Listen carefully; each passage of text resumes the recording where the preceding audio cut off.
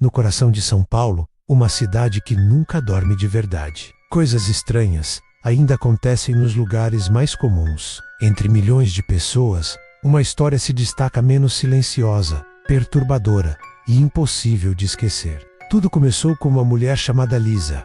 Ela tinha 31 anos, morava sozinha em um apartamento no Itaim Bibi. Trabalhava longas horas em uma empresa de marketing. E como tantas outras pessoas na cidade, recorreu aos aplicativos de relacionamento em busca de companhia. A rotina era sempre a mesma: trabalho, academia, casa. As conversas nos aplicativos eram superficiais, entediantes. Até aquela noite de quinta-feira, quando ela deu match com alguém diferente. O perfil dele era minimalista, apenas 3 fotos, todas simples, sem filtros, sem sorrisos forçados. Apenas um homem de traços marcantes, olhos claros demais, quase translúcidos, como se fossem feitos de vidro. O nome no perfil era Adrian, sem sobrenome, sem informações adicionais. A bio dizia apenas: prefiro conversas reais a likes vazios. Ele mandou a primeira mensagem naquela mesma noite. Não era o típico "Oi, tudo bem?" que ela recebia dezenas de vezes por dia. Era algo diferente. Você parece alguém que entende que a solidão em uma cidade cheia é pior que o silêncio de um lugar vazio. A Lisa ficou surpresa. Aquilo a tocou de uma forma estranha. Eles conversaram por vários dias. Ele nunca usava emojis, nunca mandava áudios, mas suas palavras pareciam ter peso, como se cada frase fosse cuidadosamente escolhida. Falava como alguém de outra época, com uma educação e formalidade que já não existem mais. Perguntava sobre seus sonhos, seus medos, o que a mantinha acordada à noite. E a Lisa, surpreendentemente, respondia com uma honestidade que não tinha com ninguém. Na terça-feira seguinte, ele a convidou para jantar. Um lugar tranquilo nos jardins, elegante, com iluminação suave. A Lisa aceitou, mesmo sentindo um leve aperto no peito que não conseguia explicar.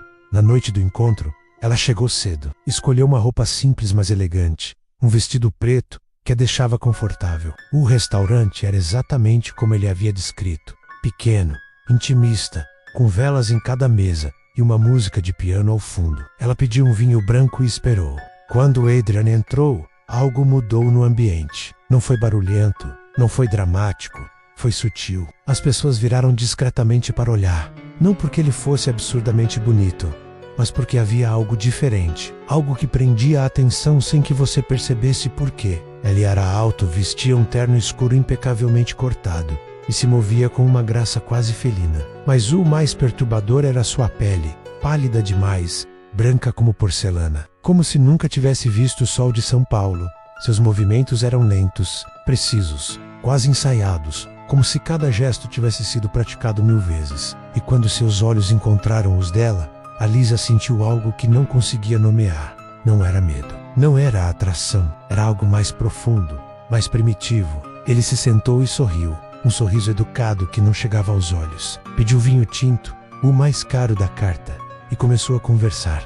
Sua voz era baixa, suave, hipnótica. Ele falava devagar, nunca quebrando o contato visual. Perguntava sobre ela, sobre sua vida, seus desejos. E a Lisa, sem entender porquê, respondia tudo. Era como se não conseguisse mentir para aqueles olhos cinzentos. Mas conforme os minutos passavam, ela começou a sentir algo errado.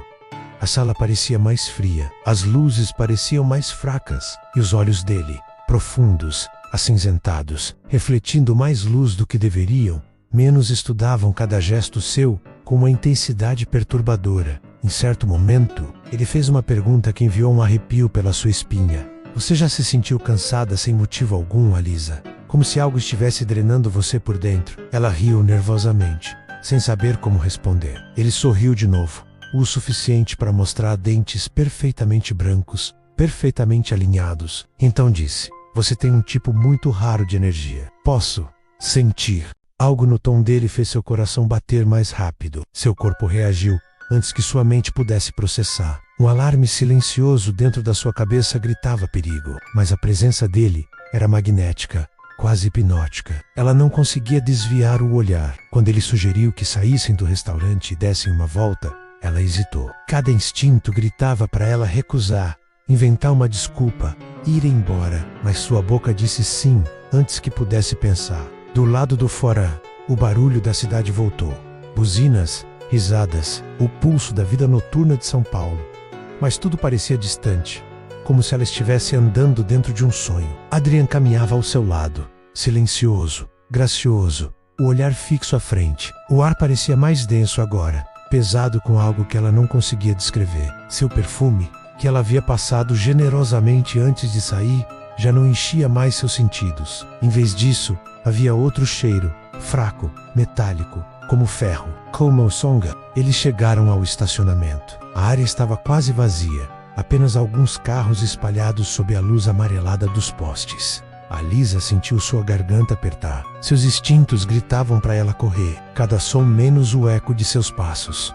O zumbido distante da cidade parecia amplificado, distorcido. Ela tentou puxar conversa, mas sua voz tremia. Adrian finalmente se virou para encará-la. "Você está com medo", ele disse baixinho, quase gentilmente. Deveria estar. Seus olhos encontraram os dela, e por um momento ela não conseguiu se mover. O mundo ao seu redor pareceu desacelerar. Então ele sorriu de novo, e assim como veio, a tensão se quebrou. Ele ofereceu acompanhá-la lá até o carro. Ela concordou, mas cada célula do seu corpo estava em chamas, gritando não. Quando chegaram ao carro dela, ele se inclinou e a abraçou. Seus braços eram frios, não frescos, não gelados, frios como pedra, como mármore. E naquele momento, Alisa sentiu algo deixar seu corpo, uma pressão profunda dentro do peito, como se o ar mesmo estivesse sendo drenado de seus pulmões. Ela congelou, incapaz de respirar. Durou apenas segundos, mas pareceu uma eternidade. Então ele a soltou, sussurrou "dirija com cuidado" e se afastou, desaparecendo entre as sombras do estacionamento, sem fazer barulho. Alisa entrou no carro tremendo, o coração batendo tão forte que doía. Suas mãos mal conseguiam segurar o volante. Dirigiu para casa no piloto automático, sem lembrar das ruas, dos sinais, de nada. Quando finalmente chegou ao apartamento, mal conseguia manter os olhos abertos. Cambaleou até a cama e caiu em um sono profundo, sem sonhos, como se tivesse sido desligada. Quando Alisa acordou, já era quase meio-dia. Tinha dormido mais de 12 horas, mas em vez de se sentir descansada, seu corpo estava pesado, drenado. Cada movimento exigia esforço. Levantou-se com dificuldade e foi até o banheiro. Seu reflexo no espelho a assustou. A pele estava pálida, quase acinzentada. Havia olheiras profundas sob seus olhos, que pareciam sem vida, sem brilho, como se toda a cor tivesse sido sugada. Ela tocou o próprio rosto e a pele estava fria. Tentou lembrar da noite anterior, mas partes dela estavam faltando, como se alguém tivesse apagado pedaços da sua memória. O cheiro de metal ainda persistia no fundo do nariz, mesmo depois de lavar o rosto 3 vezes. Seu celular vibrou na mesa de cabeceira. Uma mensagem de Adrian. "Você estava radiante ontem à noite. Cuide-se." Ela olhou para a mensagem por um longo tempo, sentindo um frio subir pela espinha. Não respondeu. Bloqueou o número e deletou o aplicativo. Nos dias seguintes, Alisa não conseguiu se livrar da exaustão. Ia trabalhar, mas seus colegas notavam sua energia desaparecendo. Café não ajudava. Sono não ajudava. Algo dentro dela parecia quebrado, vazio. Ela contou a uma amiga sobre o encontro. Cada detalhe que conseguia lembrar. Sua voz, seus olhos, sua estranha calma. A amiga ouviu, inquieta, e disse: "Ele parece errado. Você não acha melhor ir ao médico?" Alisa foi. Fez exames de sangue e check-up completo. Os médicos disseram que estava tudo normal, mas ela sabia que não estava. Naquela noite, Alisa pesquisou o nome dele online. Não havia registro. Nenhuma rede social, nenhum LinkedIn, nada. Era como se Adrian não existisse. Ou pior, como se ele tivesse existido antes da internet, antes dos registros digitais. As semanas passaram e sua saúde piorou. Ela emagrecia, dormia mal, acordava suando frio. Uma noite, enquanto rolava as mensagens antigas no celular, notou algo estranho. A última mensagem de Adrian, antes clara, agora estava em branco. Apenas uma bolha vazia. E quando tentou procurar o perfil dele no aplicativo, não existia mais. Tinha desaparecido completamente. Naquela mesma noite, enquanto estava deitada acordada, sentiu uma pressão no peito. O mesmo frio que sentiu durante o abraço dele. O ar ficou pesado. Ela sussurrou o nome dele e as luzes piscaram. Depois, silêncio. Alisa se mudou logo depois, deixando São Paulo para trás. Voltou para o interior, para para perto da família. Nunca mais usou aplicativos de relacionamento, mas às vezes, quando está sozinha, ela diz que ainda sonha com ele. Os olhos cinzentos, o sorriso perfeito, o toque frio, a corda exausta, o corpo tremendo como se algo a tivesse visitado durante a noite. Ela acredita que o que aconteceu não foi apenas um encontro ruim, que Adrian não era humano, que ele tirou algo dela, não sangue, mas algo muito mais vital, sua força de vida, sua energia, E se ela estiver certa, ele ainda está lá, em algum lugar de São Paulo, nas ruas movimentadas, nos bares elegantes, nos aplicativos de relacionamento, procurando por alguém novo, alguém com energia rara, alguém que não vai perceber até ser tarde demais. Tem uma estação de metrô em São Paulo onde funcionários evitam fazer o último turno. Não é por causa de assaltos ou violência, é por causa dela. A mulher que aparece sempre às 2h15 da manhã, quando a estação deveria estar vazia. Esse é o relato de Carlos, segurança de 38 anos que trabalhou durante 5 anos na estação Sé. Um homem cético, que não acreditava em nada sobrenatural. Até aquela madrugada, era uma sexta-feira de abril, quase no fim do expediente. Carlos fazia a última ronda antes de trancar a estação. O metrô já tinha parado de funcionar há horas, e o silêncio era absoluto, apenas o som de seus passos ecoando pelas plataformas vazias, e o zumbido distante dos sistemas de ventilação. Ele estava verificando os corredores do subsolo, conferindo as saídas de emergência quando sente aquela sensação estranha de estar sendo observado. Virou-se rapidamente, a lanterna cortando a escuridão. Nada, apenas os túneis vazios e as linhas do metrô silenciosas. Mas o ar tinha mudado. Estava mais frio, mais pesado. E havia um cheiro que não deveria estar ali. Perfume floral antigo, como aqueles que não se fabricam mais. Carlos continuou a ronda, tentando ignorar o desconforto crescente. Foi quando ouviu os passos. Não eram os ecos dos seus próprios passos. Eram outros, mais leves, mais lentos. Vindo de trás dele, Carlos parou. Os passos pararam. Ele recomeçou a andar.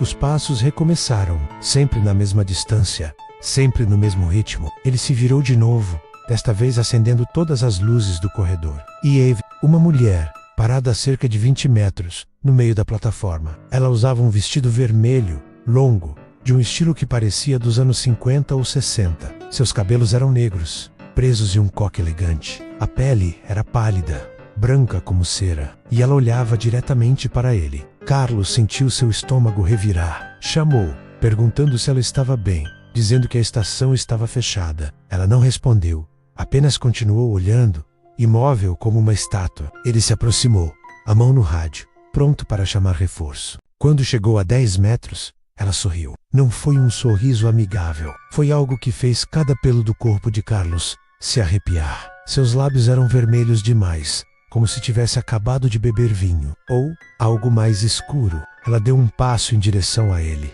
Carlos deu um passo para trás. Ela deu outro. Ele recuou de novo. E então ela falou, a voz suave, quase sussurrando, mas ecoando por toda a estação. Você parece cansado. Deixe-me ajudar. Carlos não esperou.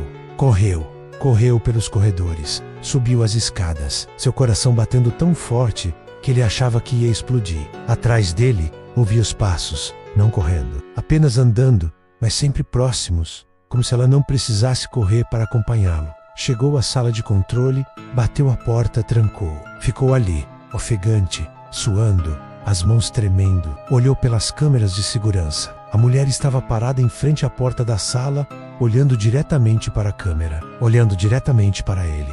Ela levantou a mão e bateu na porta, 3 vezes, devagar. Então falou de novo. Eu sei que você está aí. Eu posso sentir. Carlos não respondeu. Ficou em silêncio, rezando para que ela fosse embora. Depois do que pareceu uma eternidade, ela se virou e caminhou de volta para as plataformas. Desapareceu nas sombras. Carlos esperou até o amanhecer antes de sair daquela sala. No dia seguinte, ele contou ao supervisor. O homem ficou pálido e disse que Carlos não era o primeiro. Nos últimos 10 anos, mais de 15 funcionários relataram a mesma mulher, sempre o mesmo vestido vermelho, sempre às 2h15 da manhã, sempre no mesmo lugar. Há histórias antigas sobre ela. Dizem que nos anos 60, uma jovem atriz desapareceu naquela estação. Estava voltando de um espetáculo, sozinha, tarde da noite, nunca mais foi vista. Seu corpo nunca foi encontrado, mas desde então, ela aparece, procurando, sempre procurando. Procurando por quê?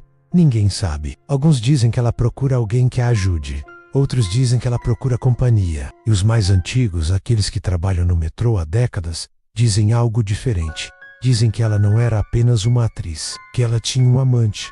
Alguém que não era o que parecia. Alguém que bebia mais que vinho. E que quando ela descobriu o que ele era, já era tarde demais. Que ele a levou para os túneis, para as profundezas da estação, onde ninguém ouve os gritos. Que ele a transformou em algo como ele. Que ela agora vaga pela estação, eternamente presa entre a vida e a morte, procurando por vítimas como ela foi. Carlos pediu transferência logo depois. Nunca mais voltou àquela estação.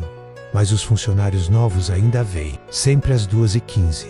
Sempre no mesmo lugar. Sempre com o mesmo vestido vermelho. E se você um dia estiver na estação 7h da noite e sentir um cheiro de perfume antigo e ouvir passos que não são seus, não olhe para trás. Apenas saia. Porque se você vir a mulher do vestido vermelho, ela vai sorrir para você. E quando ela sorrir, você vai ver que seus dentes são afiados demais, que seus olhos não refletem luz, que suas mãos terminam em unhas longas e manchadas de algo escuro. E você vai entender, tarde demais, que ela não está procurando por ajuda. Ela está procurando por você. E então, você tem algum relato estranho de vampiros? Deixe nos comentários.